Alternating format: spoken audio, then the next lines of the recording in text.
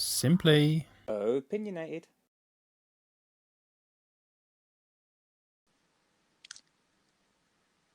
And he's simply, I'm opinionated. And we are simply opinionated. And this is episode 3. And today, the topic we're going to be discussing today is something that I actually kind of like. Something semi-related to what I've been listening to in terms of SCP stuff, which is a different thing altogether. But urban legends is today's topic. Ooh. Sound effects. Yeah, that is the true ambition that I can hear in your excitement. Yeah. So basically, if you don't know what urban legend is, first off, living under a rock. Second, so if you like things like Bigfoot, the Yeti, Loch Ness Monster, friggin' unicorns and leprechauns at this point. So I was just more intrigued in our last discussion about UFOlogy and about like the possibilities of other things out there, right? Mm-hmm. So, like, it kind of got me thinking in another aspect while I was, because I love reading fictional stuff. It really gets my socks off, quite literally. and I was just thinking to myself, like, you know how, like, we were talking about how social media and pop culture has been affected by that genre. It's the same concept of all these urban legends, and I guess the biggest one, the most famous ones, is the Loch Ness Monster, which, if out of all of them, you could argue that is probably the one that could hypothetically be real, due to the fact that it literally looks like a dinosaur. It actually has got the same description as, I think, was it the Plateosaurus? It's a Plesiosaurus, yeah. Yeah. And so the fact that it could be that subspecies of dinosaur that has literally lasted and survived for countless millennia and is still apparently chilling in Scotland. I mean, the odds of it, because I don't know if you know the size of a plesiosaur, but it's absolutely huge. Yes. But there's no way it would get in a lock at Scotland. Plus, everyone knows it was hoaxed. Everyone knows that by now. And if you don't, go and have a look on anywhere on the internet. Everyone knows it was a cardboard crown. They filmed it and all the rest of it. But yeah, that is, like you said, that's the closest one. Other than possibly second to that, I'd say Bigfoot is also quite, in theory, you could get a similar animal to it. But most of the other ones are quite far-fetched that you've heard of. Well, considering the fact that one of these like mythical creatures is basically, a horse with a tumor on its head, it's going to be like because it shits out rainbows. But yeah, other than that, yeah, exactly. And we're not here to discuss that they are real because we know they're fictional. But like, if you think about it, the fact that Scotland is famous for it to the point where people all over the world come to visit Loch Ness, so because of the urban legend that is the Loch Ness Monster, it brings a certain characteristic to that, like, to actual Scotland itself. Like, it's part of, it's almost like it's undiscovered culture. And the fact is that scam and some people that really want to believe that it's real, that's how they make their money. And it's like, it's weird because we wouldn't know any of these urban legends. And this was before the internet. So it's even more fascinating. Yeah. I think that's what's kind of made it so famous, is because they didn't have Google to search it up, whether it was real or not at the time. Because if something happened like that happened nowadays, people would be straight on their phone, or they've got a GoPro with a drone on it, fly over the ocean, go, no, that's just a cardboard car, maybe we can see that. Like, you'd have no way of getting, but because of how long ago it was, that's why it's so famous, isn't it? And it's just kind of snowballed, I guess. But It's like it's almost implanted into the culture, and it's amazing how some people are just like want it to be real.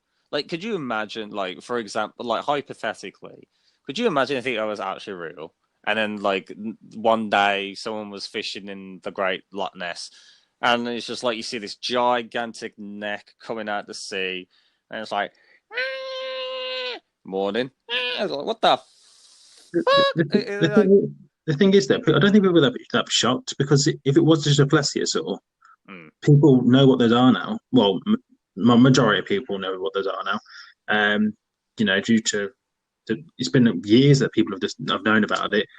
I mean, they were herbivores anyway, so it's not like it's going to jump out and attack anyone. If it was that was the case of what it was, do you know what I mean? It's not going to be like this massive attack on the beach like Jaws or something crazy where everyone's like, "Oh my god, Jimmy's been eaten."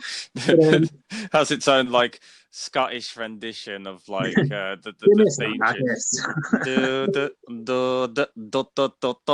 Come here, like um, Just grabs a wee lass, yeah. drags her into the ocean. come here, come here, lassie. I got you by your kneecap. Um, but yeah, if people actually did like actual research, like as you said, that this thing was basically a marine dinosaur that like used stones to, make sure it didn't have a tummy ache when it started eating like all sorts of crap. And it's like, It lived on the seabed, by the way, as well, like right at the bottom of the ocean. I don't mm, know if people know that, but it would no, it would never have come to the surface. So that's what makes this kind of like whole Loch Ness monster thing even more ridiculous because it never would have done that. It lived right at the bottom of the ocean. So, like, um, and since we know our fascination with like, since dinosaurs have been, the more that we've all discovered them over the years and, you know, checked out the fossils and, identify like certain different subspecies and yeah, multiple across the world. And it's amazing how, if like you said, if we saw this thing now, it would be like, oh, cool. It would be a new discovered species, but it would be like, all right, well, we know about it and it's chilling. It's not like it's got supernatural powers. It's just a dino in a lake, this is what I don't get about Loch Ness, right? So let's say, for the sake of the argument, that it was real, right? Yeah. So what? Because what exactly does it was it meant to have done? I don't get the fascination with it personally. Mm. Like aliens and stuff, like we talked about last time, I understand because that's from a different planet. Unicorns, I understand, and Bigfoot, I even get to a degree because it's similar to us and it's like a giant version. But that's just a dinosaur, essentially. So, and he didn't do anything. If you go off the literally like how they recorded it at the time, he just stuck its neck out and then what disappeared. It didn't attack anyone. There wasn't any instance of it like grabbing someone underwater and going mental. Like if there was like a really horrific story to it, I'd understand. But it was just like, oh, we saw his neck and then he vanished. It's like, okay, so why is that so famous? I don't I, really understand.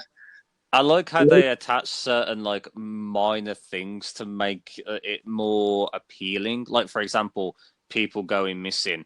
All right, who are the people that went missing? And they give all these bunch of names. I just guarantee you, they just found people that have never been to Scotland before, and just like, oh yeah, he's missing. He's never been to Scotland. Yeah. Yeah, or I'm pretty sure someone tried to do a vocalization of this creature, and it sounded like something that you would hear from Jurassic Park, and it was like, Sounds like a cat when it's trying to talk to birds. yeah. It's like, what the hell do you think a dinosaur sounds like? Oh, I've got practice. I learned from walking with dinosaurs. This is what they sound like. Honestly, I know. Um, David Attenborough would never lie to me. As we do this walking plesiosaur. Stephen Spielberg knows everything. Comes across with his very heavy Scottish accent. He just like slowly turns around with this massive neck and going, "What the hell are you looking at? Get out of me, lake!" Throws a kilt at him. uh, but like, I was trying to think. Um, like, could you imagine if they actually made a film solely about the Loch Ness monster? I know they've made like documentaries. I was going to say, for sure they haven't. I'd be surprised if they haven't already. I was looking around and I couldn't find anything. I know they've made a film about Bigfoot. Oh, they've Um, made loads about it. This is the thing. You think they would have made at least one by now, like how popular it is. hmm. It's probably You one think? of those films that went straight to VHS. Oh, I didn't expect it to be like a triple A blockbuster. Yeah. Starring Marvel's new Nessie. Avenger, Spotless. Just they just look at the sky and they just see this fucking like Plateosaurus just like falling from the sky. I'm coming, guys! Ah! It's the fourth season of Thor. This is going to be Loch Ness and Thor riding it. But Just comes yeah. in guns blazing. I won't put it past them, to be quite honest, though. When it comes to Marvel, I think it'll get to that point where they're that desperate. But yeah, I would say another one. Like, would you reckon like in this same category you'd put like leprechauns under this category as well? I mean, yeah, I personally don't think they're real because I'm not like seven, but um, I'm sorry that offends any like Irish people or whatever, or people that just believe in that sort of stuff. But I think you have to look at a lot of this stuff logically, and like you said at the start, the Loch Ness monster was an actual dinosaur to a degree, and Bigfoot could just be a massive ape with a bit more intelligence or a different variation, like we were back right at the start. So whereas other things like that, like what exactly could you even say a leprechaun is in the wild if you had to pick an animal? Just a small person that really likes gold. Like what? So is he a dwarf from Lord of the Rings? Like what are we getting at here? I don't. The whole thing around it just doesn't. There's no part of the story to do with it where you can go, oh, that could make sense. You know what I mean? It's like, well, what is it? What's the story of it? They're meant to live at the end of a rainbow with a pot of gold.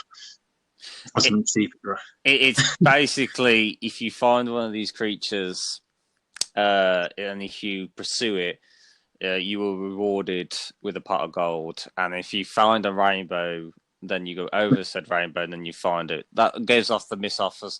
Like I remember when I was a kid, because obviously your imagination goes wild. I didn't think of that leprechauns lived at the end of the rainbows, but I always believed that when I was small, that I could go to the actual location of where the rainbow is and actually be inside a rainbow. Now that I'm Oh, older, yeah. I think everyone's done that though, haven't they? At a point. yeah, try to get closer to the rainbow to get to the actual Yeah. end of it or at the beginning point. How old was you until you realised that you can never actually get to the end of a rainbow? I would say, oh, I don't know how much this makes me mentally challenged, but I would say about I would say about 27. yeah, a young age of 26. Now, I would say probably about 9 or 8. Because I was a kid with a big imagination. This is the time where I actually believed, like the Egyptian gods, Yeah. when they had different animal heads.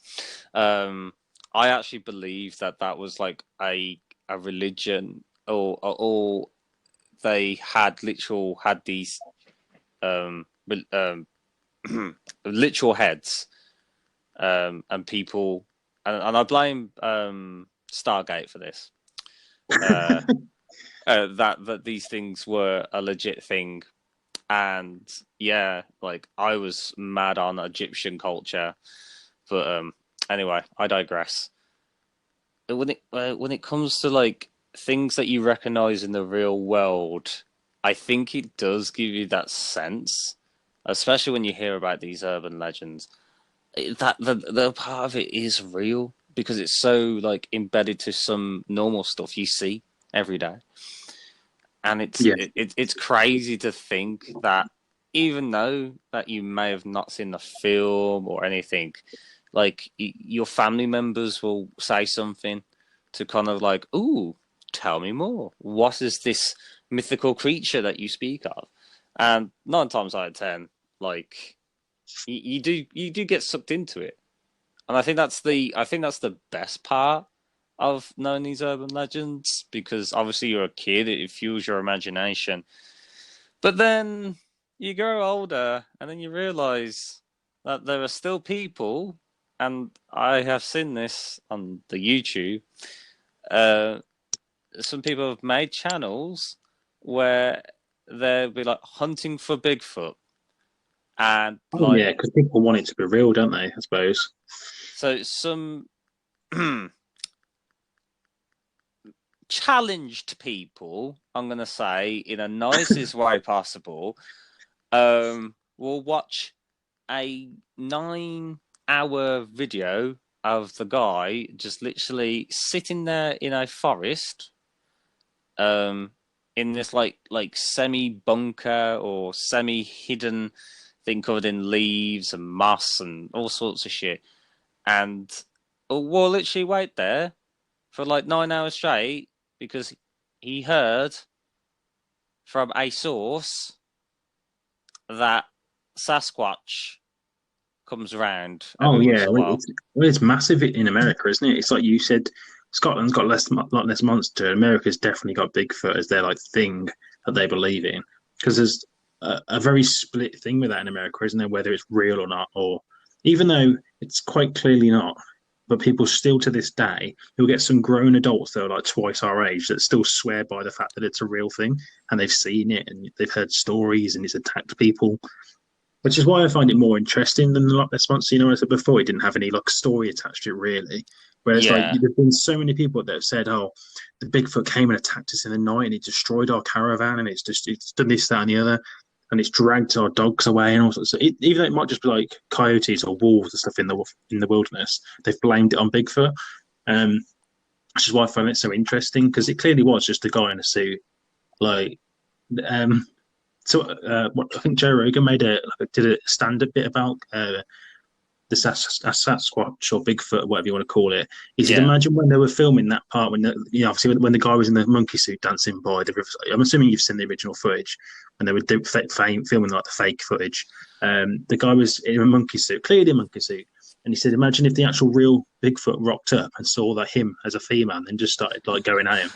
And the guy and his mate's still there filming it, going, "I've got to film it because it's for content." Like he's just watching his mate get completely destroyed. Yeah. just comes in like it's okay, it's okay, it's only gonna It's hurt for a recording while. still. It's fine. Think of the money. You just hear Think this like of the money. noises, and this monkey's just destroying his mate in front of him. Yeah, take it, Brandy. Take it, So Brandy. Who's the, Brandy? the irony of that, like you've gone there to fake footage, and then you end up accidentally getting attacked by the real thing. It's like it'd be funny as hell that would. No, that would make a great film. Yeah, That would make a great film. I, I've not actually seen any Bigfoot films. Is there many of them? the only one that springs to mind is, and I can't even remember its name if I'm quite honest with you. I think people would understand what it's called, and I'm pretty sure it had a sequel. It was basically it's like this family drive up in the woods, go to a camp, and then they accidentally run over this Bigfoot.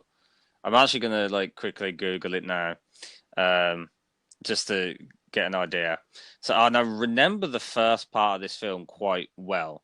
So it's like dad, mom, 2 kids on this like proper family car, and then they run over this thing, right? They run over this thing. The dad's like comes out the car, and he sees it.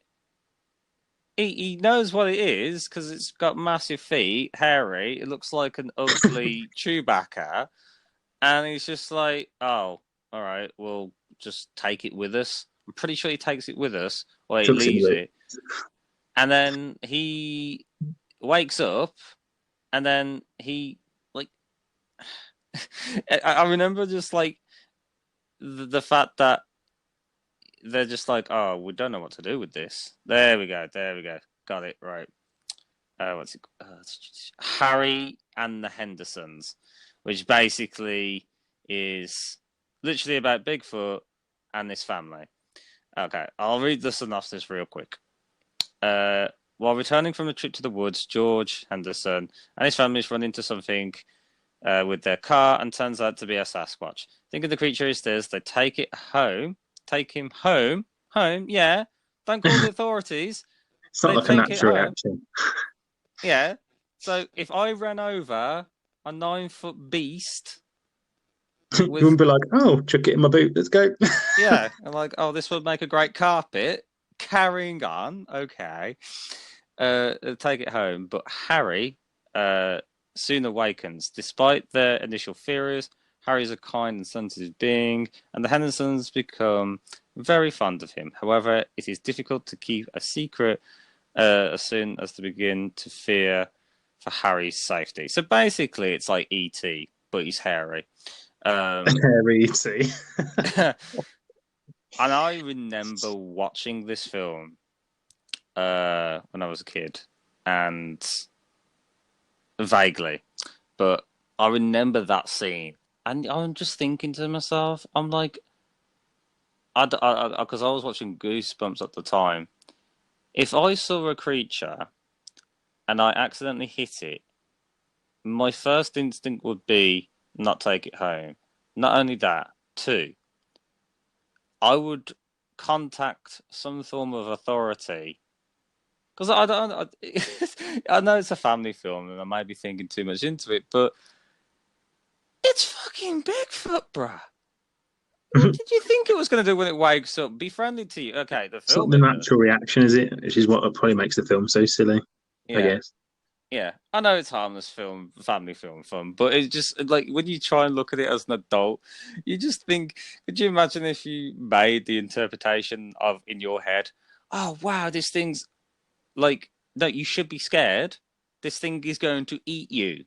This thing is a predator. He's going to fucking eat I mean, you you. definitely wouldn't put it in your boot, would you? You might take a photo, but you're not going to chuck it in your bonnet or anything like. Jesus Christ! Hmm.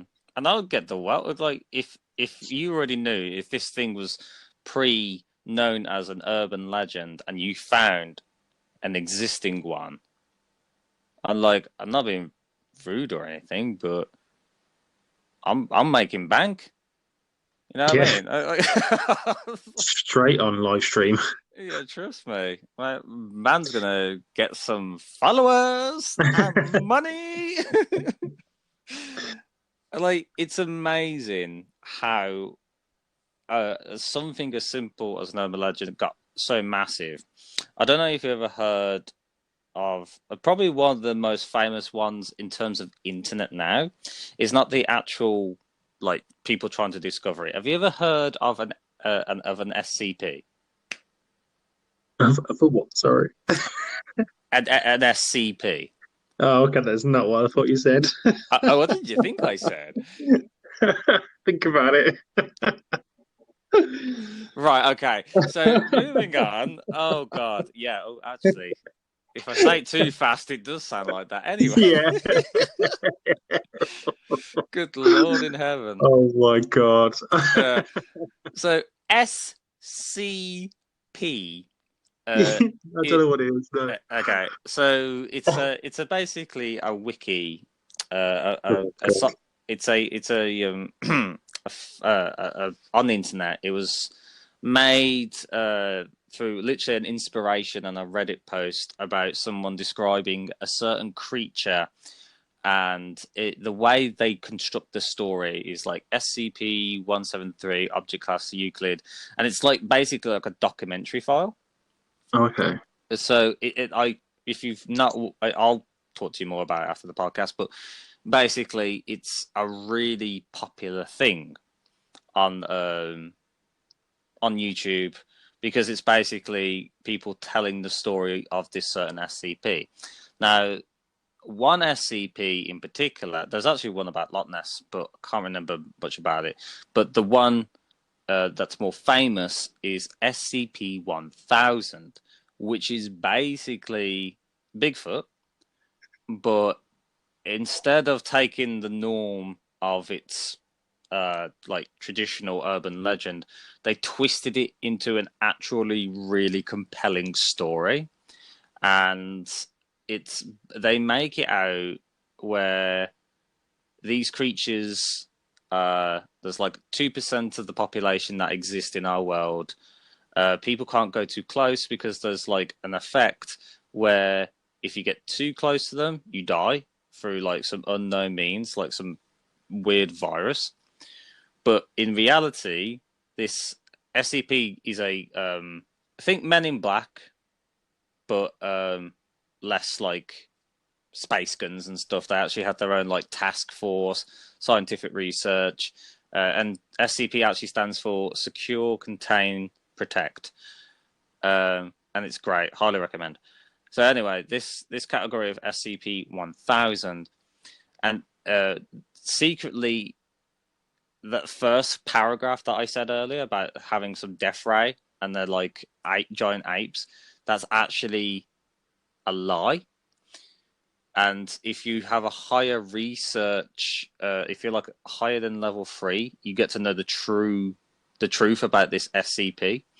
And this person who created it, can't remember, but he did a fantastic job of making out that this creature was more intelligent than man, or on par, and they had like organic transportation. They had massive cities, and they were the dominant species of the planet. And then one day, some higher power gave the humans, who at the time were hunter gatherers, gave them the tools to attack these creatures, because they were known as the night walkers, as the humans walked by day, the Sasquatch creatures walked by night. So even though they were advanced and there's like a billion population, apparently over one night these humans destroyed 80% of the population and stopped them from having high mental capacity levels. So basically making them dumber than chimpanzees, and destroying their cities and like their weapons, and basically destroyed like literally 98% of the population. And then this higher power erases the human mind of what they've done, and they've reverted back to hunter-gatherers, and then slowly we became the dominant species, and these apes were, these Bigfoots, were then left to slowly die off. And then at the end of this document, they're just basically saying that they're slowly retaining their old intelligence back, and how they're worried about a dominant shift scenario. So, where is this file come from? Where did this come from? Yeah, This SCP thing. yeah. It was created by a bunch of people. It's like its own wiki. So if you put in SCP wiki, it's basically this format, how this is described, and it's just all these stories, but in a file way. But it's not like being discredited or given like actual credibility. So you Yeah, don't know either way, really. it's like Creative Commons. Have you ever heard of that? No, but so I don't. The only thing I don't understand about that is how did they lose intelligence by just being killed off? I don't.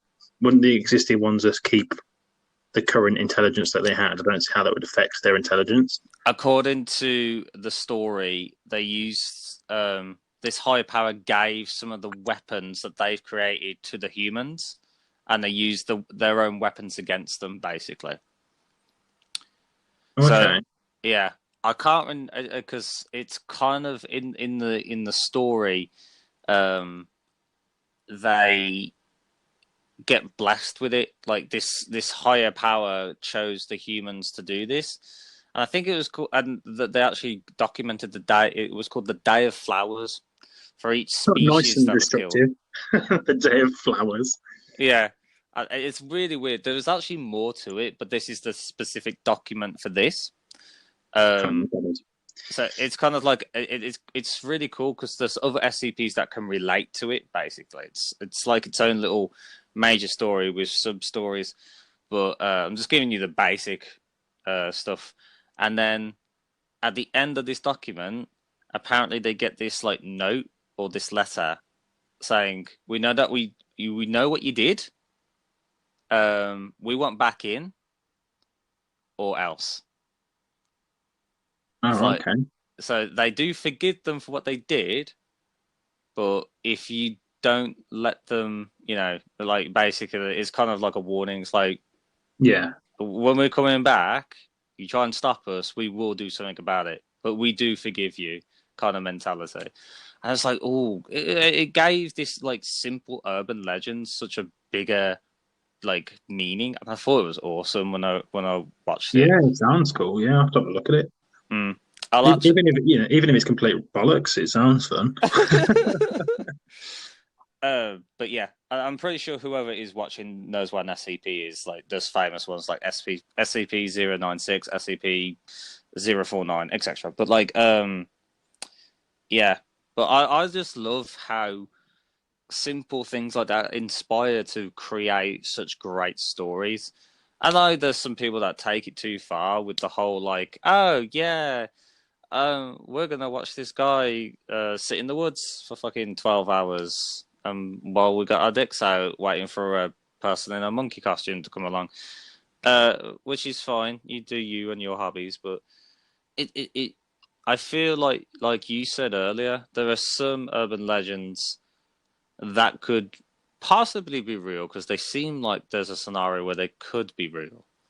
And then Yeah, there's just ones that are just like, okay, no. they're just completely daft, and there's no way. No matter how you looked at it, you wouldn't have a particular point in which you go, "That's the bit that I could get on board with."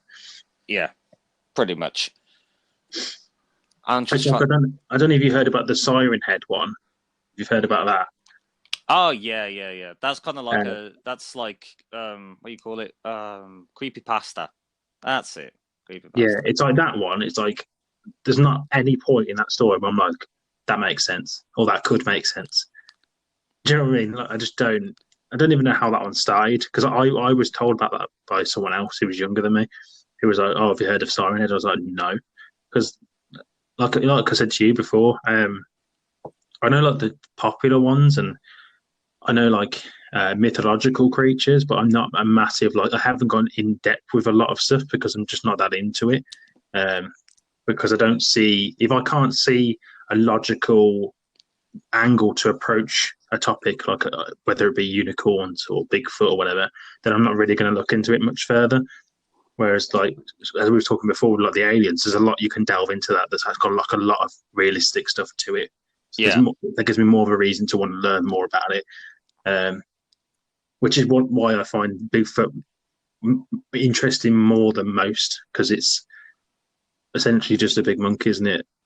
Really, yeah. like, It's or ape. basically I a don't know. big ass gorilla with athlete's foot, and like it basically has some form of ideal understanding of the human It's like, presence. yeah, because it's like if you look at the evolution from us as if you're a person who believes in evolution to begin with, then the different stages we went from being a monkey to the different evolution forms. It's not impossible that rather than just becoming a human, there's a certain species could have just stayed looking like a monkey but just got smarter. That's not actually that impossible. That they could have just got a bigger brain capacity and more knowledge of the world around them, but just stayed in that monkey form. But I personally don't believe in it. Just as a disclaimer, because of the only footage we've ever really got was that fake one, and it's clearly a guy in a Halloween costume, like clearly. Um, Plus, like the guy who came out who filmed it said it was fake at the time. He came out like years later and said it was fake. Um, but like that's the only one I think of. I'm trying to think of other ones. Like if we do like unicorns, there's Loch Ness monster, Bigfoot, Siren Head. The Yeti. which is Well, basically isn't that just very similar to Bigfoot in a way, but it's like up in the mountains? yeah, because it's an urban legend that lives in the Himalayas, basically in this isolation, uh, like storm blizzard. This like basically it is the winter version of Bigfoot, pretty Yeah, much. yeah. I always kind of put those things together, even though I know they were separate stories. They just seem very, very similar. If it, it, Mm. feel, it feels like to me like, oh, people have discovered that Bigfoot isn't real. We'll just try and carbon copy it and we'll put it in snow so it sounds different enough. Um, I mean, like if we're gonna talk about Siren Head, I actually know a little bit about Siren Head. yeah, yeah, go for it. I don't Um, know anything. so so you know how like we know as kids about these urban legends of old. Yeah. So the internet has created this thing called creepypastas. I feel like I'm educating you now. So it's like sit down. I'm gonna, as a disclaimer, I've never heard of creepypasta. I don't know what any of this is. So, Oh my god! Like now I feel like you're the older one. Anyway, um, fucking old man. Anyway, just shocked into the core with that one. I think. yeah. So like Slenderman, right? Yeah, So basically, that's a creepypasta. That's also an urban legend, but that obviously got really famous on the internet. Creepypastas are basically that things that get like famous on the internet because they're horror. Siren Head got famous.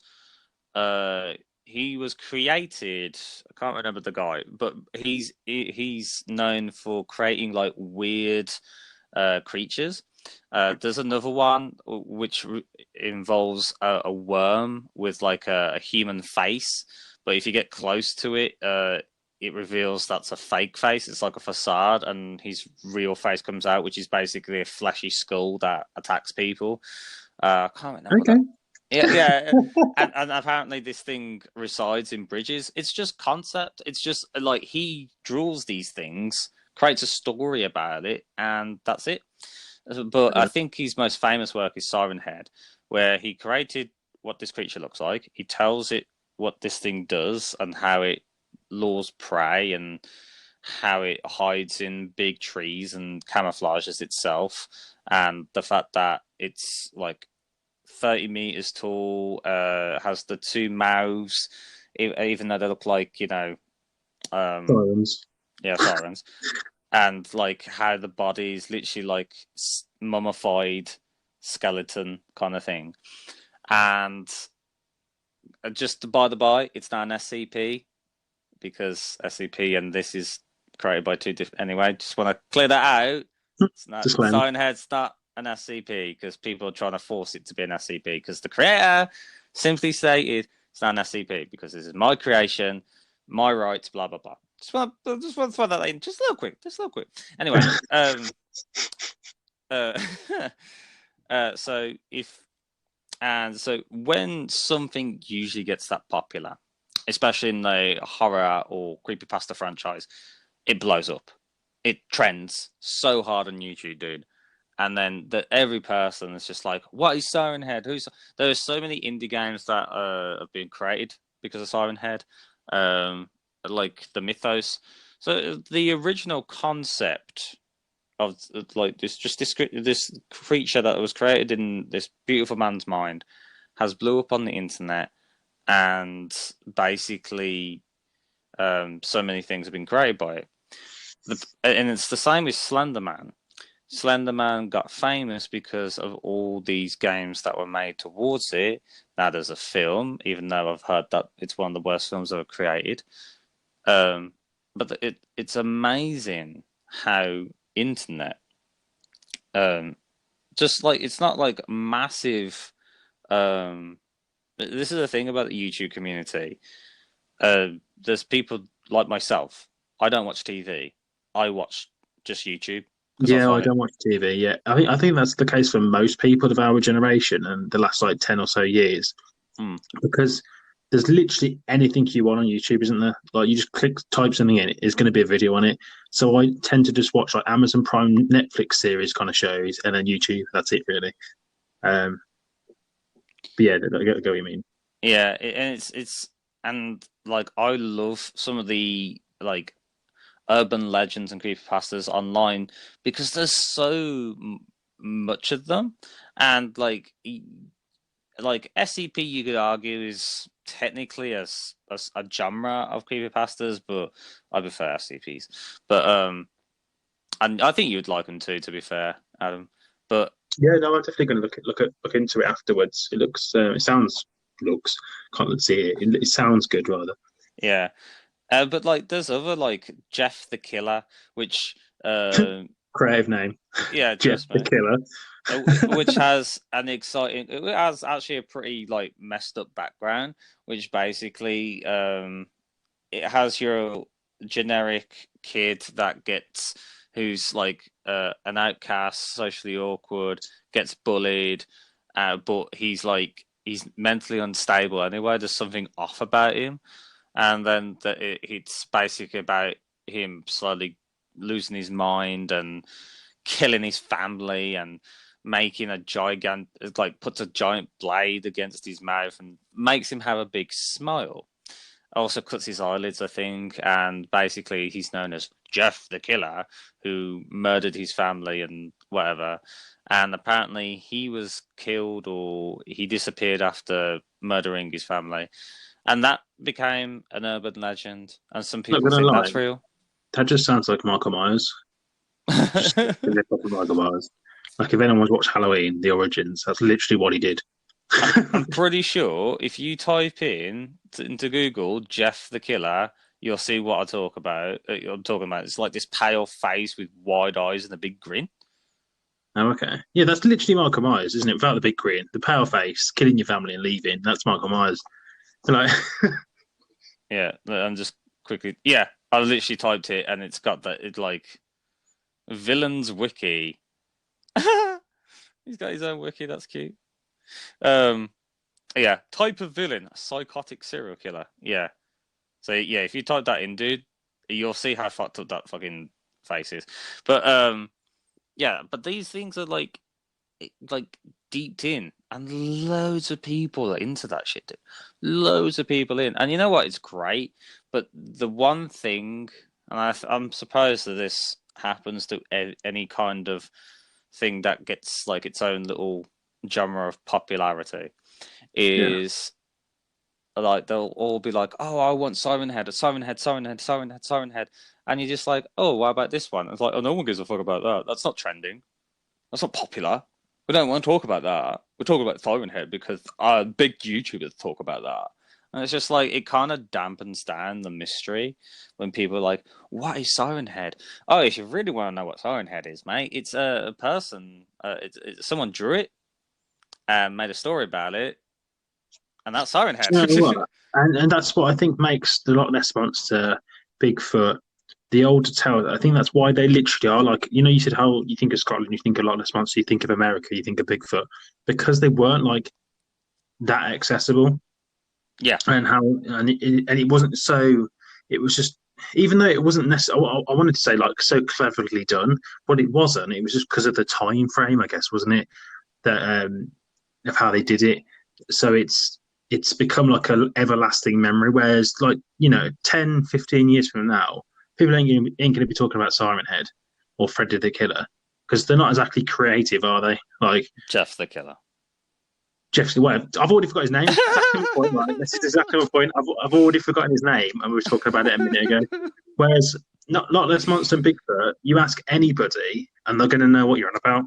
And that just shows you the difference, doesn't it? I suppose of the I don't know what you should even call it. I suppose that definitely the time period, but the way they approached it, I guess. Like you said, there's more mystique to those at the time than there is because the guy who created it instantly came out and went, "Yeah, it's fake. I created it. I drew it."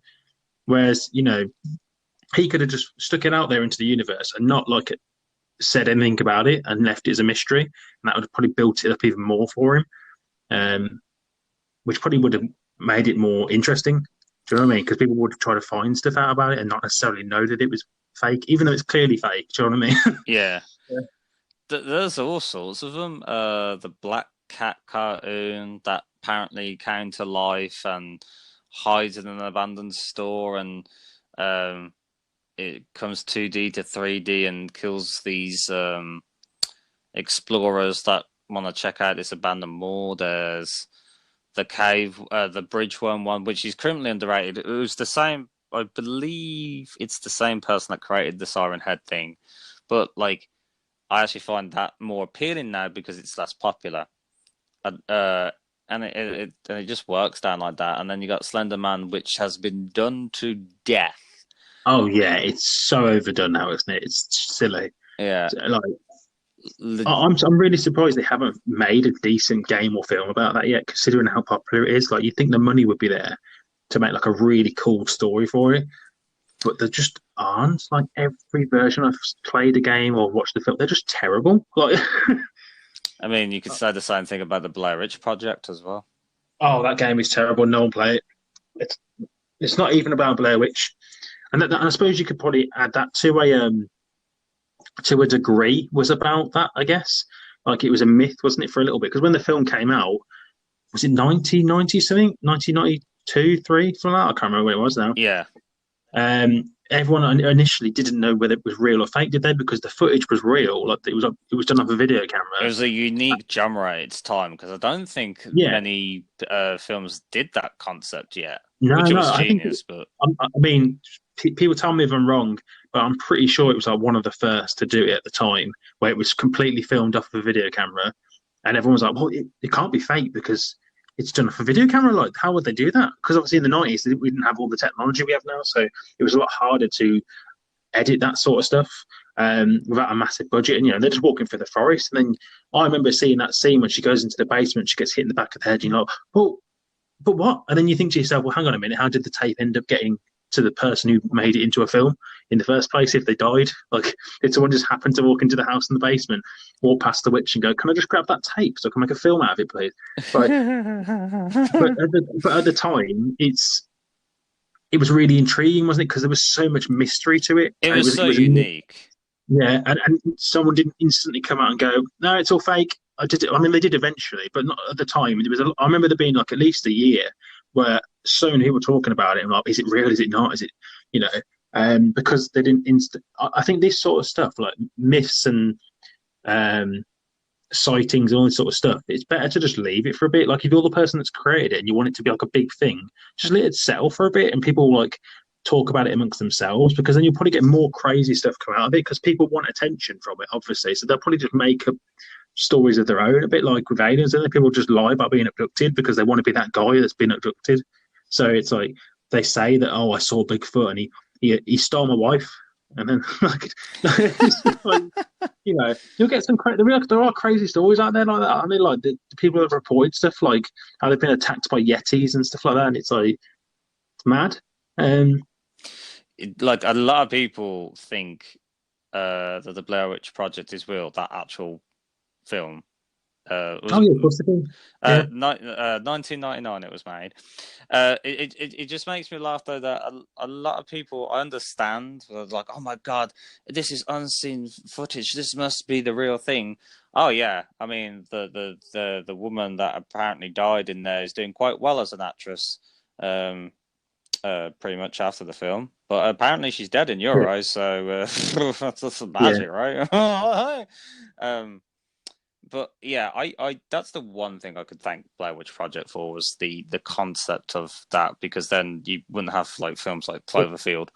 Oh yeah, if they definitely weren't the very first film, they were definitely the one that made the biggest impact, in my opinion. Yeah, I mean, definitely. being as a '90s child, I was born in '91, so that was like the film at the time for that sort of oh my god, you're like everybody knew about it, and the film isn't even that great. You go back and watch now, it's kind of crap because Yeah, didn't they it's make like garbage.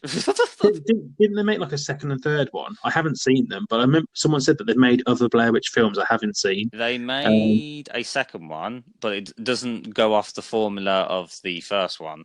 So it's basically just a normal film. It doesn't do that recording perspective, and it's just basically a bunch of people that I think they watched the Blair Witch Project or heard about what oh, okay, happened. it already sounds rubbish. Yeah, Um, it's which is basically which a is bunch of trendsetters, basically. then the game was so weird as well because it was nothing to do with the Blair Witch. It was like about the guy's PTSD, but to do with being back from war. Oh, and then they just chucked a bit of Blair Witch in there to make it so they could call it Blair Witch. Oh, it's like one of those meaningful games. Like there's like, oh, there's a hidden message about this, Have about you played the mental Blair Witch health. game? Have you played it at all? It's the one with the dog, isn't it? Yeah, so you spend most of the game dealing with his anxiety and his stress, and he has panic attacks and stuff. And then you spend like a load of the game remembering war scenes, and then right at the end of the game, that's the only bit I would say that's Blair Witch E, if you had to call it that. So they could slap the title on there for for the press or whatever. Where you go into the house from the film, you walk around it, you see some big grey creature, which is hilarious in itself because they never actually saw anything in the film. That was kind of why it was so mysterious because you never got to see what attacked them. Yeah. Um, so you see this big grey creature, and then you do this like endless loop in the house for like an hour in real time. And I'm not telling you, it goes on for like an hour, and it's a bit too much.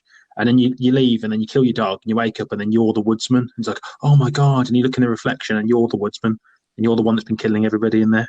So he's turned into this possessed woodsman or whatever. And it's just like, this isn't the Blair Witch. What is this game? Like, I'm so confused. But it's terrible. Don't play it. But Fair enough. I will write that down. I remember my friend playing it because they were streaming it. And like I think the one thing that the game kept a strong bond for is like, oh, we have a companion dog, and I literally when I was watching my friend play it, I literally got I Am Legend vibes. It's just like, oh, here yeah, we go. Here we go. This is gonna be, oh, you have such a great bond with your doggo. Next thing you know, oh, he's dead. yeah. There's an option for you to actually kill your own dog in that, which is kind of messed up. Um, which is the only thing I liked about the game is the fact that you have that dog with you the whole time and you interact with him and stuff. But anyway, we're going off topic a little bit again. But But the, the film was brilliant at the time. The games are terrible. Don't watch the second film. Yeah.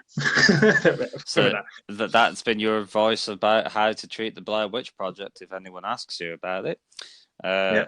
take it as you will, and this advice will help you in the long run for any life difficult choices. So anyway, yeah. So again, that's another urban legend. And like going back to creepy pastas, it's basically the same thing, but it's more influenced by the internet and like the underbelly of it. And the one thing I do like is that I think the inspiration of the OG urban legends has been so inspired by these things. And I like how the imagination of the human mind has still kept these things going. Yeah, some of them do get watered down and like overly used to the point of um, the sheer mention of a certain name. It literally you just roll your eyes because it's like, okay, we get it. You like this one, but so does everyone else on the fucking planet. Let's look at something that's actually a little bit different, a bit interesting. And I mean, like, what's it called? What's it called? I got one. I literally had it. I know what it's called as well. It's basically like a dog, um, and it's like black fur. I think it's called the chakra. I think I can't remember. Anyway, like this creature could stare at you. And it's like like literally, if this thing was in complete darkness, you wouldn't see it. And I think it had glowing yellow eyes. And if it saw you, you wouldn't die, but a family member would die a We're like year. perfect or something. Yeah. Yeah. And like, and the ones like that, even though they sound completely interesting, I couldn't even name you the actual creature.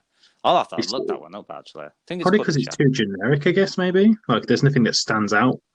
Like, if you're just describing a dog that's got black fur and yellow eyes, it's like, okay, so a werewolf, yeah? Like, like, I suppose I was going like really stretching because I think that one's a creepy pasta as well. But you saying werewolves though, I mean, a lot of people think of the monster mashup of the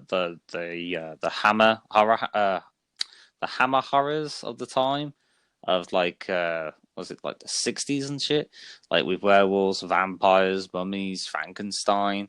I mean, you can argue that they're a different kind of genre. You wouldn't put them in the urban well, some of them you would. Would you not? Would you not? Because there's still people to this day that believe in that sort of stuff. So, um, I mean, Dracula was based on that actual guy. Oh, what's his name? Uh, I know his name. Vlad the Impaler. He's basically Dracula is based off Tim, and yeah, Vlad the Impaler was a real person who was literally a masochist. He was an absolute barbarian, and then like his legacy created a fictional character, and a lot of people do believe in Dracula still, like as you said, or vampires in general. yeah. And Vampirism is a thing. People still want to trying to become vampires. There is people out there that still do that. Just kind of crazy, really. yeah, they're literal vampire hunters, similar to ghosts. Like you could say, Yeah, like you could argue that. I guess that's another inspiration that we got off that like the paranormal does go on to the urban legends because it'd be like, oh, this house yeah. is haunted since 16 blah blah blah blah blah. But here's a question then, since we're more onto the more popular ones in terms of film industry, you could argue with. Yeah. If out of all the creatures of memory of yours, who would you reckon would be the most? If you could hear all of these, which one would you reckon it would be the most realistic in terms of like you could actually see being real? Out of which ones? Out of like all the ones that you know in terms of like mystical creatures like werewolves and Bigfoot and whatever. Um, I'd probably still have to say Bigfoot, just because the only way to make him a real thing, you just need a more intelligent ape, essentially, wouldn't you? You'd need a taller, more intelligent ape. That's all Bigfoot really is when you come down to it, which isn't massively impossible to think. It's not like that couldn't happen because it happened with us. If you believe in evolution, which I do, and I'm assuming you do because you're not a religious type of person. So if you believe in evolution and that we gradually got smarter of evolution and then we became who we are, as humans, why couldn't that happen with a different type of ape or monkey? That's the Again, not saying I believe in Bigfoot because I really don't. But that's if you ask me which one I thought was closer to being realistic, it would definitely be that one because the whole concept of like vampires and how that works wouldn't work properly. You think about it logically, and like werewolves wouldn't work, and Loch Ness. Although, I said, do you know what? Again, the Loch Ness monster again is a thing that was alive. Like that's the only thing that you can say has been a monster, has been an actual animal at some point. Like there's bones of a plesiosaur. It just would never come to the surface like that. So and it'd be much bigger than as it was portrayed. So I'm stuck between the first two, between Bigfoot and Loch Ness monster, really. Um, Probably still Bigfoot because they again could actually be in the wilderness where they said they found him, whereas the plesiosaur would never actually come that high up to the surface, like ever. They lived right at the bottom, so you'd never see them, and you couldn't even go deep enough to see them. But like all the other ones are just so unbelievably far fetched. But because people like it's so pop culture now, werewolves and vampires especially, so many people want it to be a thing. Like it's kind of crazy, especially because of like stuff like Twilight as well, which is oh my god, those films so ruined those stories as like as like the legendary stories of vampires and werewolves as like a horror story or a mythological creature. Yeah. They got them so wrong. Like vampires, when I was growing up and learning about them from stories from people, did not twinkle and golden when they went in the sunlight and it tickled them a little bit. Like they like burnt it. Like I grew up watching like Buffy the Vampire Slayer and Angel and stuff. Like they just burnt to crisp. Like crazy. It wasn't like some stroppy teenager with hair gelling. Those films are terrible, man. Like I can't stand them. It is weird how like something as like proper hardcore as like the vampire genre, or the origins of Dracula literally turned into like shows as like Buffy the Yeah, Vampire Slayer and it's like Angel. I wonder how the guy who was Dracula was created off, right? The guy he was on about. I wonder if he what he would do if you put him in front of the guy who's the guy that played the guy in the vampire in Twilight. Like if you compared them to next to each other, Oh my god. imagine that like interaction. It'd be like you're the modern day version of me. Like, what? A vegetarian vampire. That's what Yeah, he is. He's a veget. What the fuck is a vegetarian vampire, dude? Oh, it's a person that drinks blood but not of humans. So you're not a vegetarian vampire then, are you? You're it's a like the vampire whole. but sucks blood from animals. That's not a vegetarian. That would imply that you suck the juices of a carrot. It's like I like the films, but they also took it a bit weird with the underworld films where they had vampires that were both vampires and werewolves. It's like you're just completely messing with the story for the sake of it. Like if you're going to stick to a story and a mythology lore, then stick to that.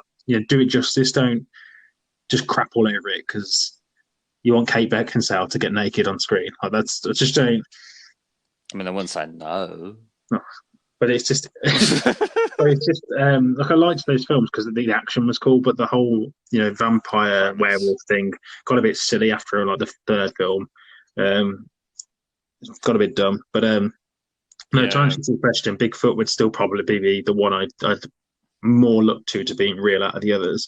Thinking about it, um, just because it's the most easiest one to actually make a real thing. You just need to make an ape a bit more intelligent. That's all you'd have to do. Yeah, considering the fact that I think I've got the name right. Uh, if you looked at what a Homo, and I Homo apologize if sapien. well, we're Homo sapiens, right? But Yeah. obviously, there's like subgenres of Yeah, I was trying to think earlier, but I couldn't think of the actual name. I didn't want to get it wrong. uh, Because there's like four different types, isn't there? I know of the Neanderthal. Yeah, I know there was one beginning with H, and I can't remember what it is. Not other than Homo sapien, but there's another one in between. I think I can't remember what it's called now.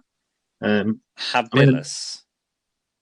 maybe just Google it. I don't know. I'm looking at some of the subspecies right now. The one that probably looks more like Bigfoot in terms of the physical presence, and I'm probably gonna butcher its name, and it's gonna sound hilarious. Is Homo erectus? Homo erectus. That is a thing that he just said on the internet. There you That go. yeah, That's a pretty good for everybody. it's spelled E Homo R erectus. E Jesus C Christ. T U S. So Yeah, sure. oh yeah, because you already excite my Homo erectus. Like Oh, you just said Homo erectus. That's brilliant. Anyway, right. Yeah. yeah. So yeah. To So they answer your question, you think Bigfoot? yeah, because like you said, during that evolutionary period, they could have just branched off into a different type of human where they're still got the eight features, but they've got the same brain. Um, their knowledge is just as good as ours, which isn't that far fetched when you look at how hairy some guys are. Do you know what I mean? Um, True. Very accurate. Very but yeah, accurate indeed. what if you had to pick one? What would you pick? You see, I'll try and like branch out a little bit. Uh, I mean, even though I probably would agree more to your philosophy on that. Um, in terms of like uh lichens, which is another one for werewolf, I can imagine lichens being more realistic because basically they're just wolves or dogs that use their back legs a bit more.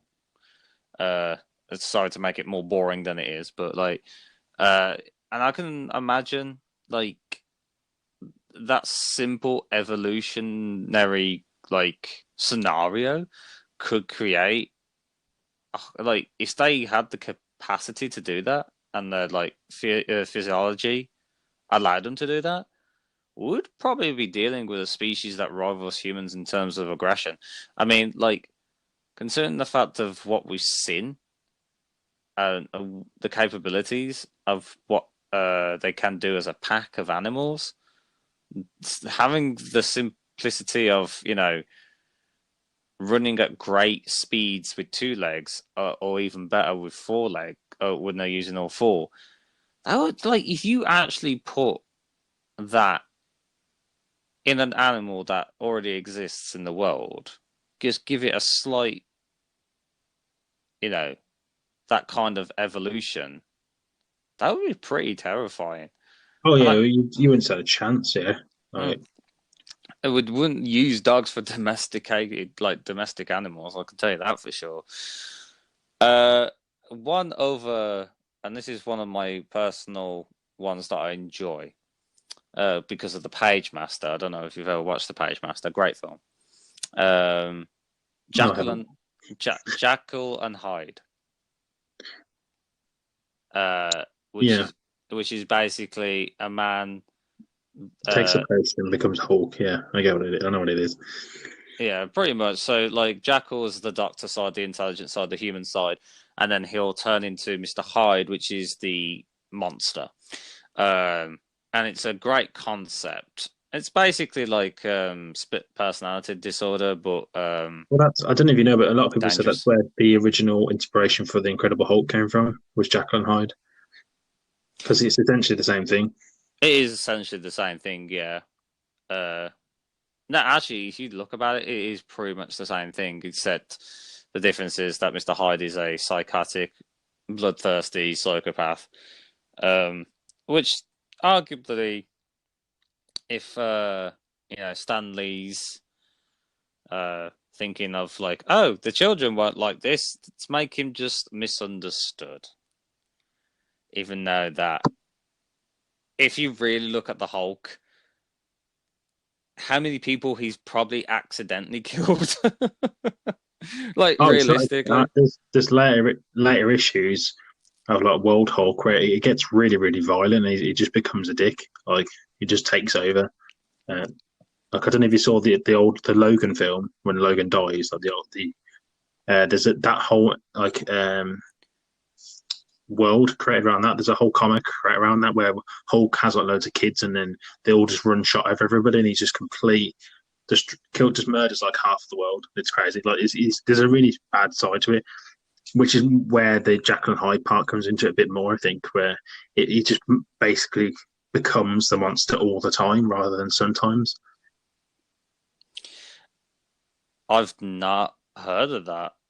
Yeah, In terms of the Hulk thing, anyway. yeah. I'll send you loads of stuff afterwards. There's tons of it on it where there's like World Eater Hulk and stuff, and like Wolverine versus the Hulk, and there's a whole comic based series just dedicated to that and how he became uh, like the horrible version of the Hulk essentially.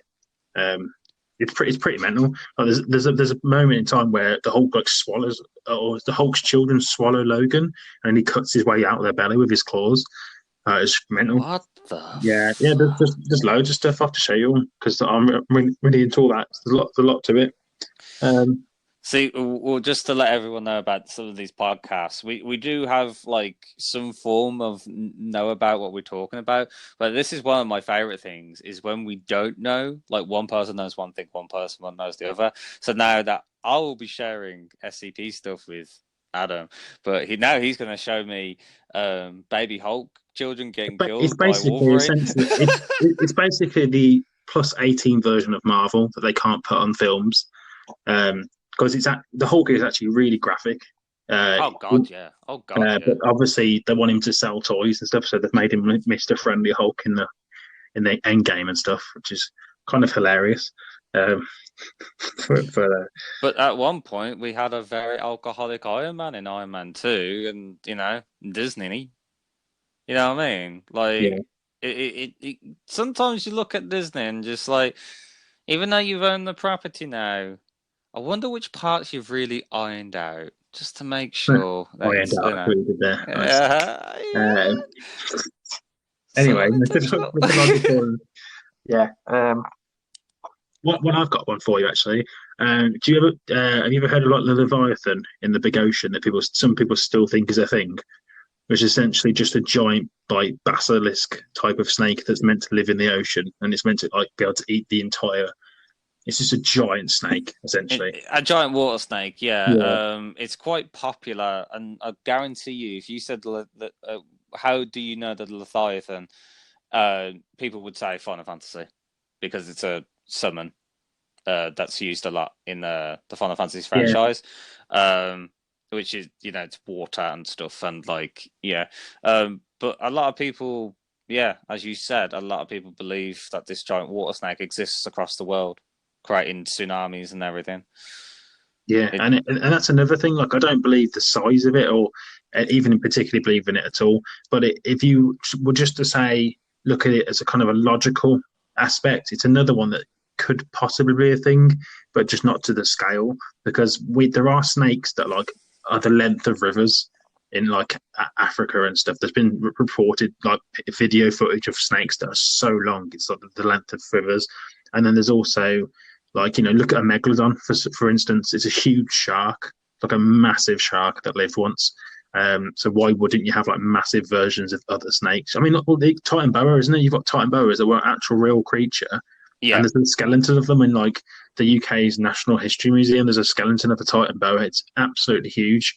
And if that was it lived in the water, there's your Leviathan. Like it's it's basically just like some mythical creatures or some urban legends. Because we're like now, the more that I think about it, they even though they're classed as two separate things, they are pretty much have a lot of things in common. But like you said, like a lot of these like mythical or urbans literally are inspiration. They have it's basically an animal that literally exists in this world, but let's make it bigger.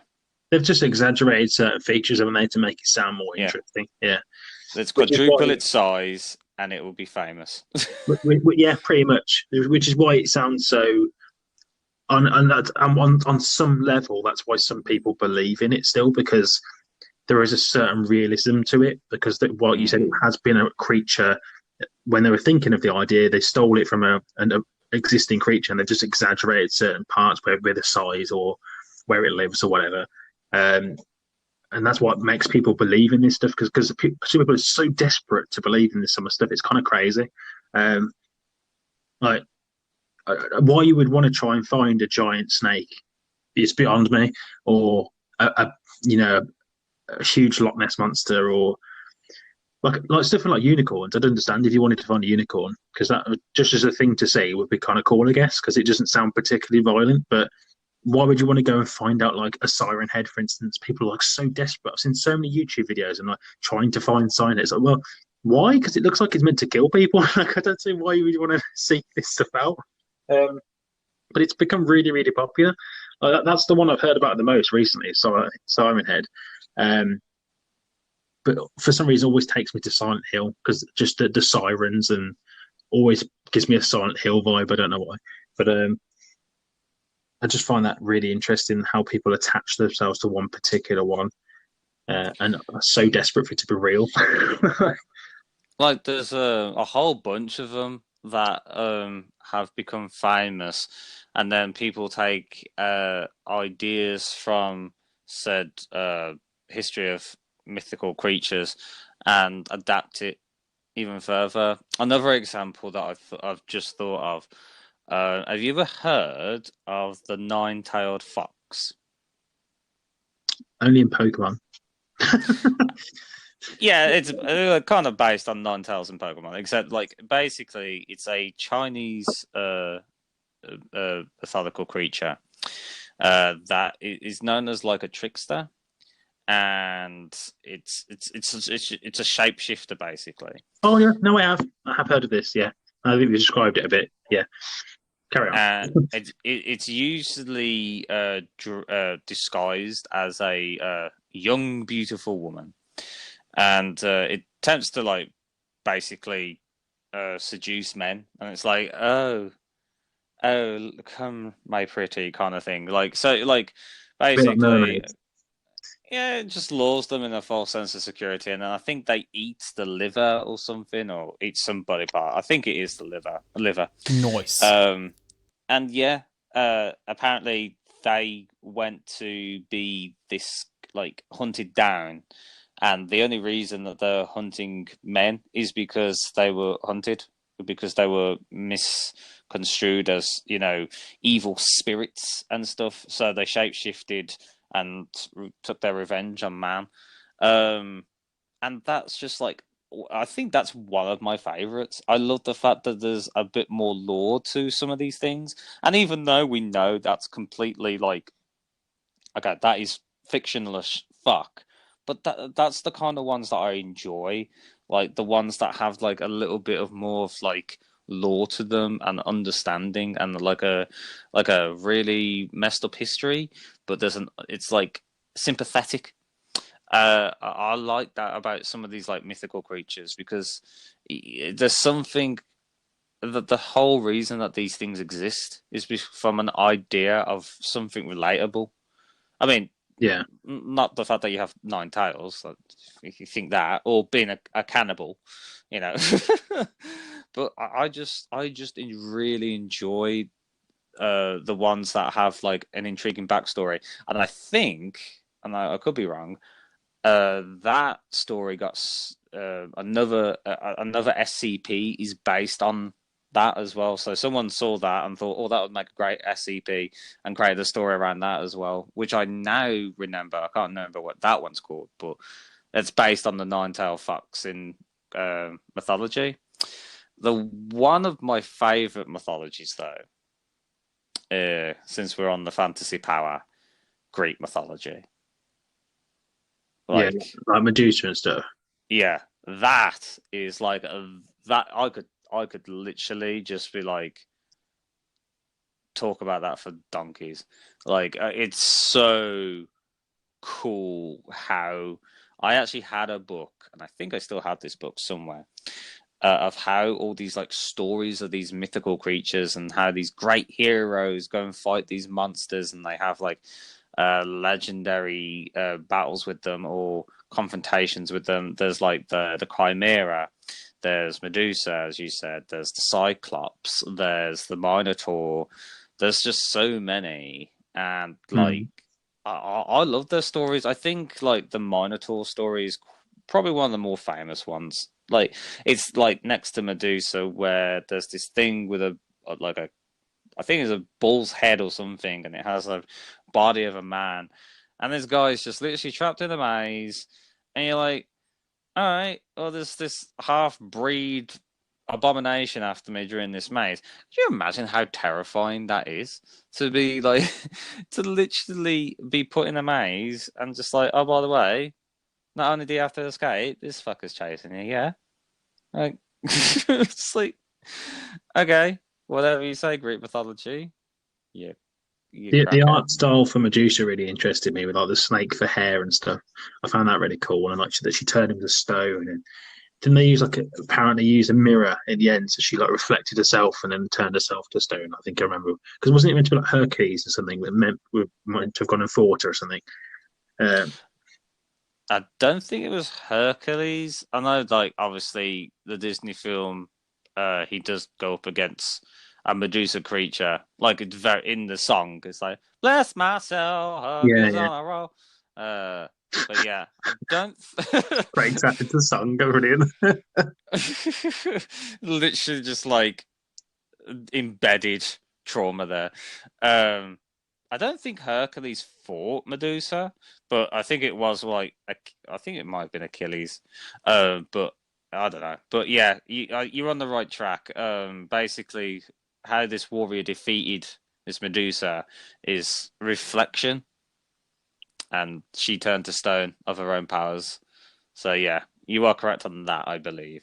So like literally had snake hair, green body. I think they even had a snake body as well. And the fact that they created such a really fascinating concept, and to this day, Medusa ideas of Medusa like Monsters Inc. You know, Yeah, exactly. Yeah, Mike Wachowski's girlfriend yeah. was based off Medusa. It's all a lot of this stuff has just become like pop culture through films and stuff, hasn't it? Now it's just is kind of nuts. But Yeah. A Medusa is also known as a Gorgo. sure, Gorgo. take your word for it. Yeah. I don't know what that is, but sure. I Um, think I think that's like a technical the or Gorgons. Oh, they're a species.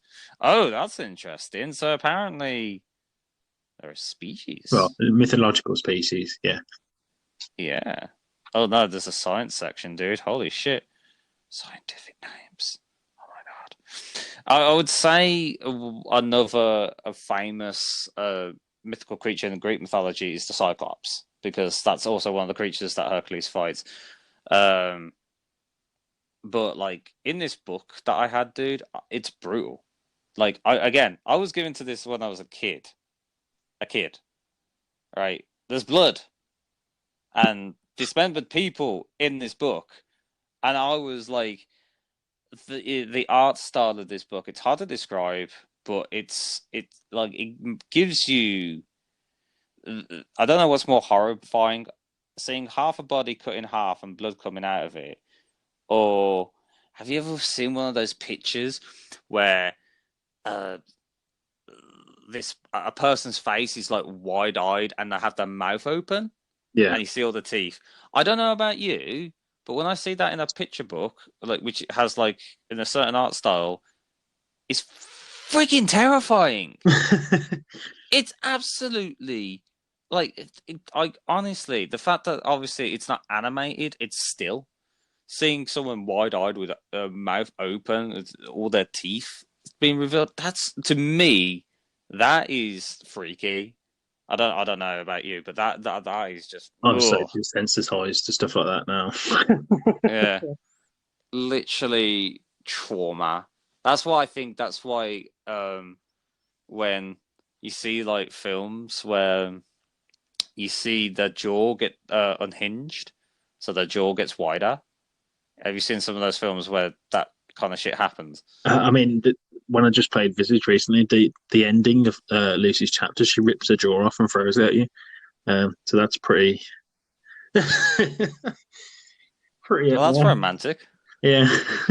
Oh God, that's not terrifying at all. It's like I In said, any of, I'm a bit desensitized to this stuff now after playing horror games. I Yeah, mean, like I like horror and stuff like that, but there are always that I don't know why. I think it's a lot of people just don't like the fact that the mouth should not be that big, and the fact that if someone's capable of unhinging their jaws to make their mouth twice as big, I find that really intimidating. I find that actually that's quite interesting. scary. Yeah, I because since it's a basic thing to do, open your mouth, and someone had the capability of doubling that, it's so unhuman.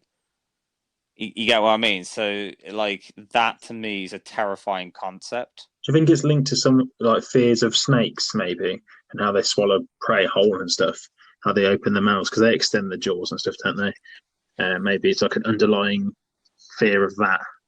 You So mean that, like a subconscious fear? yeah, yeah. So like when you see that sort of stuff in books or whatever, it's digging that up from somewhere because most people tend to be scared of snakes, or you know, some people have general fears of spiders and stuff, but like uh, one fear people one of the reasons they fear snakes so much is because they can swallow something like totally alive. Like there was that story not too long ago of that woman who had a pet snake and it lay next to her for months on end. And then one night it woke up and it had swallowed her in her sleep, completely whole. Oh, I Uh, remember seeing that story. and then the doctor was like, "Yeah, he wasn't like lying with next to you because he was like wanting to cuddle. He was measuring to see if he could fit you in his stomach, and then he just swallowed it like the next night." Um, so that for me would be like a people of knowing that because obviously that's quite a well known thing that snakes do that. Some snakes do that.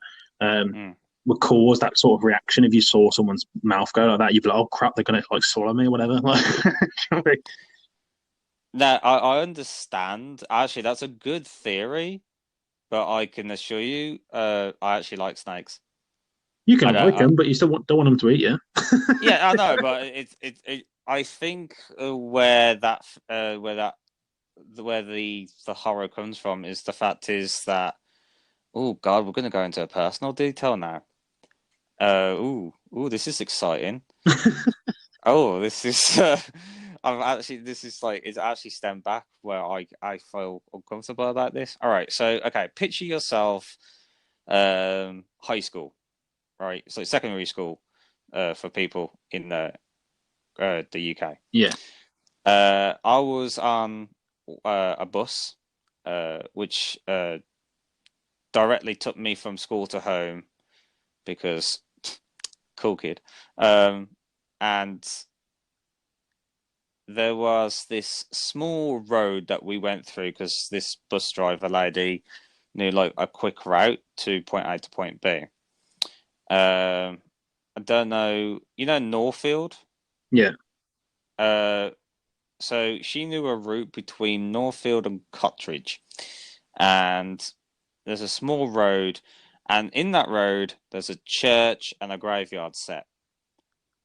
And one day, uh, I remember quite well. It was an autumn day, like it was like brown leaves were all around.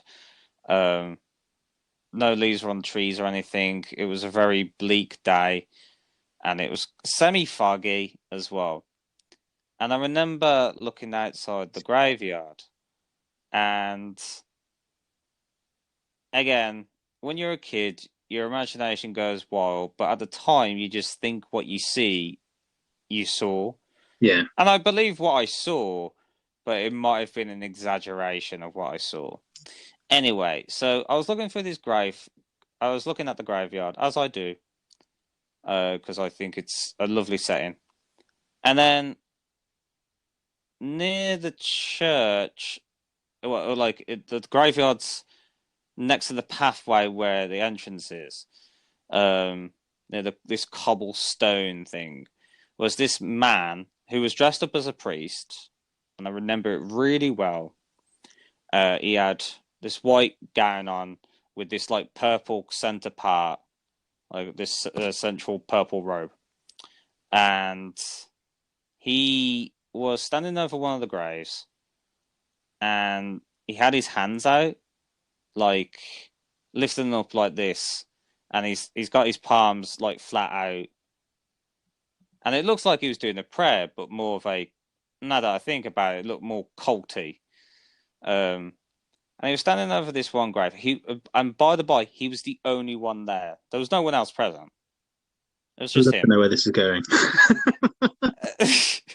Do not take one of my So dragged out. one of the most terrifying things Come on, Carol, get to the point. into the Lord sucking thy dyke. Okay, it wasn't that. So anyway, he's standing over this grave, and he's had his head's lifted up in the air, and he's got his mouth open, Right. uh, and it looks wider than it should be.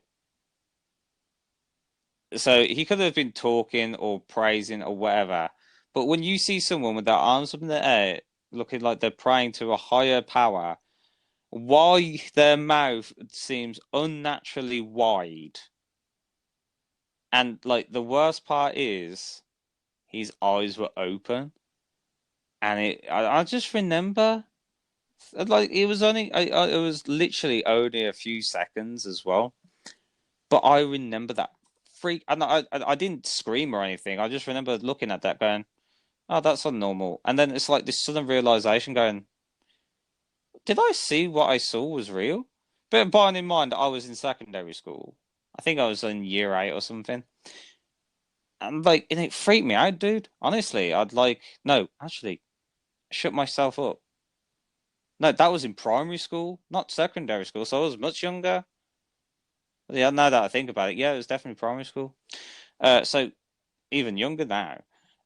So yeah, so I think that's where it stems from. Now that I think about it, and to be fair, like I'm pretty sure this kind of relates to our subject matter because if I had like if I was artistic, I couldn't imagine myself being inspired by that priest weirdo motherfucker. There's a statement for you, Mr. Yeah. Opinionated 2021. I was inspired by that priest. But not in the way that you are interpreting, you sick fuck. Would you say Well, like would you say like there's something that um has kind of like freaked you out that you would understand why someone would be freaked out about, like urban legends or mythical creatures? You got any like things like that coming to um, mind? no, not really. Um, I can't think of it on the top of my head. Like personal experiences where do you mean like where I thought I've seen something that's meant to be mythological, or Or something that you've seen that you knew that probably wasn't actually real. Yeah. um, like I don't know. The only time I can think of that, but it was more to do with supernatural, like ghosts, than anything else. Like I swore blind. I remember driving to work at like 6 a.m. in the morning there once, and I put this down to me being extremely tired because I had like a newborn child and I had like half an hour sleep on a 12-hour shift like all week. So I had like no sleep. So I just put it down to me as like hallucinating because I was very tired. But I remember driving on the motorway and it being like completely dead. Uh, no, it wasn't the motorway; it was the high street. I was on the high street on the way to work, and it looks like a ghost appeared in the middle of the road and then went through my car, and it made me stop the car. And like you feel like you not hit someone, but you've just seen like it felt like they went through the car. And it was really weird, and I was like, did that actually happen, or what was that? But that's not really mythological. That's more like supernatural, isn't it? I suppose rather than anything else. But that's only the really. And then as soon as I got started the car again, I had a look around. I was like, oh, I was probably just really tired. So I just seen things. Do you know what I mean? So I didn't even really give it any second thought because I don't believe in ghosts to start with. So I was just like, yeah, well, that's clearly not what happened, and I just carried on with my day. But that's the only time really that I ever never had anything like that. But again, that's more supernatural than it is um, unicorns and all the rest of it. In terms of that, no. I mean, like when I was younger, you've obviously wanted to try and find the end of the rainbow. Everyone's done that, but Yeah. I never believed about leprechauns in the first place. I never really thought the Loch Ness monster was a real thing. Same. Um, Bigfoot. As I got older and I saw the fake footage, I was like, yeah, this is definitely fake. There's not. I can't really think of any, to be honest, that I've even remotely thought were real.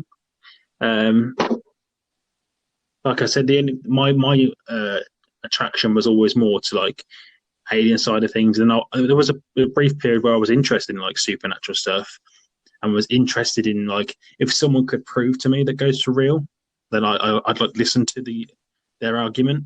But a lot of the times, people didn't give me enough evidence or enough of a good, decent argument for me to even want to be interested in finding out for myself.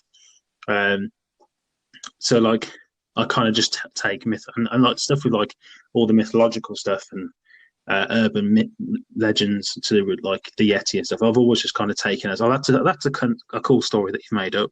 A bit like Blair Witch, like, oh, that's a cool film that someone made up. It's just something that someone's made up for whatever reason. Do you know what I mean? I've never been one of those people that have actively chased it. Um, but they're cool stories, but they're just stories. Do you know what I mean? To me, I've never Yeah. seen any meat to them or anything. So um, you won't catch me on like Bigfoot bounty hunters. Um, or like it's the same concept of like flat people that believe that the world is flat. It's like, oh oh, God, let's go, you're going down a rabbit hole here. You don't want to start. We've only but got that, half an it's hour just left. it's just more to the concept of like people are so stubborn to believe what they want to believe because they believe it. even though it's a scientific fact that the Earth is round. Like, it's almost like, It comes back to belief, though, doesn't it? Again, with religion, like we said about that before, how mm, it doesn't matter what you say to them or show them, they're going to believe what they believe. So it's kind of a losing battle when it comes to that sort of stuff. mm. Because I mean, you could literally fly someone to the end of the earth, show them the curve, and they'll be like, "No, it's flat." And you're literally like showing them it. yeah, like legitimately going, do you see the waterfall like going into space? No, I didn't think so, dickhead. You know. um, Although, wouldn't it be cool? And as a one example of a creature that just the sheer thought of it, if this thing was real, how much of a commercial explosion it would be. And if this mythical creature existed, I guarantee you, in a century, it would be extinct, right? A unicorn. Oh, Um, I wouldn't even give it a century. I'd give it a year. I'd give it 6 months to a year because the minute, especially if imagine if the horn was made out of some material that we either don't have yet, or it was just very valuable, like like ivory is. Yeah, yeah, mate, you wouldn't even have a year. Like Jesus Christ. Anyone want a unicorn burger? Anyone want a unicorn burger? You see it in the London stands, like people selling unicorn burgers and it's horn got sprinkles. unicorn horn lights for lampshades and stuff. Like you'd see it all at, like no chance, no chance. The rainbow dust that they leave when they're walking would end up being some sort of drug that you sniff. Like people would go crazy on it. You got any uni sprinkles? I need uni You got any sprinkles. rainbow dust? Oh, Fuck yeah, it's put in my yeah, veins. it just yeah. We are as a race very good at making things die. Do you know what I mean?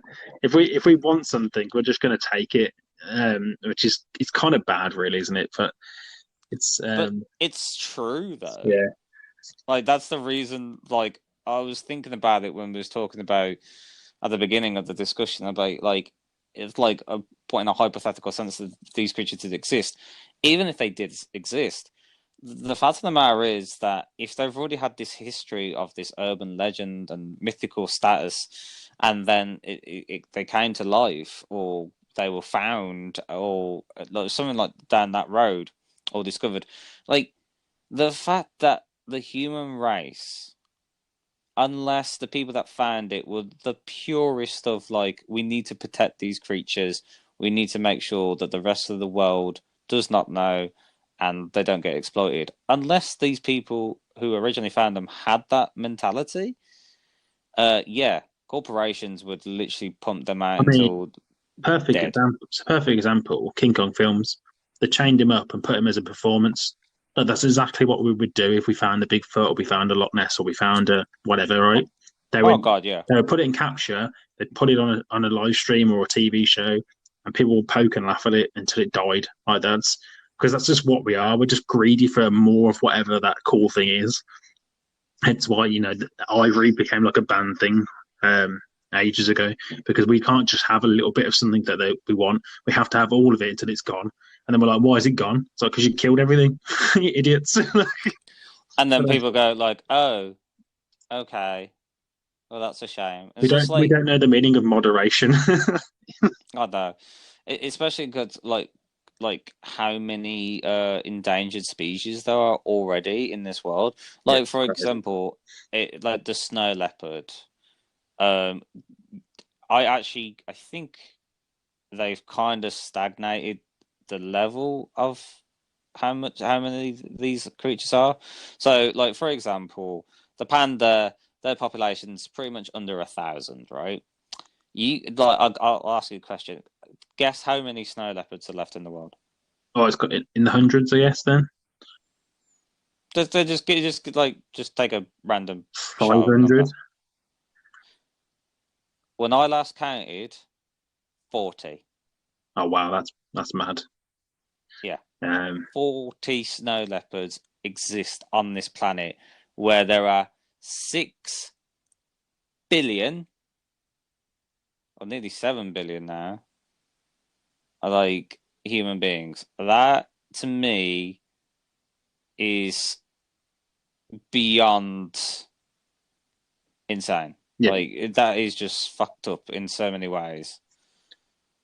It's mad. Like and like if like the unicorn ever did come down, all the cartoons and all the like My Little Pony, fuck me. They would fucking get one real like and smack fucking what's a famous My Little Pony?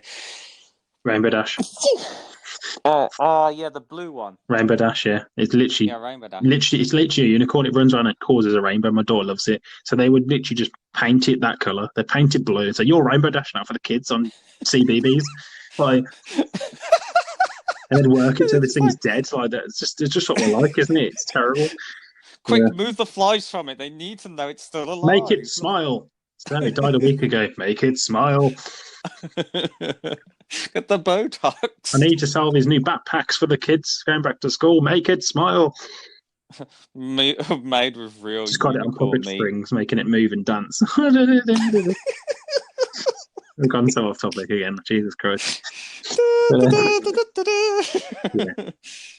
Yeah. But it's so true, though. I mean, like, for example, if like people realize that the abominable snowman existed or Bigfoot existed, um, first off, again, it depends on who found it, but guaranteed, 90% would either do the combination of do make sure we record it to get famous, hunt it down because it's different, or lock it up. I reckon a combination of all three. Yeah, Yeah. yeah, it's pretty much. And you know the worst part is that no one would people would empathize or sympathize or be like, no, this is wrong. But the reality is, we already do this. Yeah, which is the mad thing. So even if any of this stuff was real, it's not going to reveal itself to anybody because they probably assume what we're like. We're just like general common animals that we've already got. Like, Exactly. I mean, don't get me wrong. I know this has kind of took a dark path in the podcast, and like, if people feel uncomfortable, I apologize. But like zoos, even though they're nice, like seeing a tiger in a cage, knowing that this thing would roam free in Asia in a lush environment, a beautiful setting, in its own natural habitat, has to deal with winter in England in a cage, even though to us it may be big, it's fucking small. yeah, it's just a natural, isn't it, for them? Which is the Yeah. case with most animals. I'm not a massive fan of zoos and stuff like that personally, but I think the idea of them is kind of selfish. Um, Yeah, it is selfish. Zoos are selfish. Yeah. but that's got again, we're going off topic a little bit. We can always talk about that on a different episode, I guess. But um, I don't know if you want to sum up what we've learned today. So, um,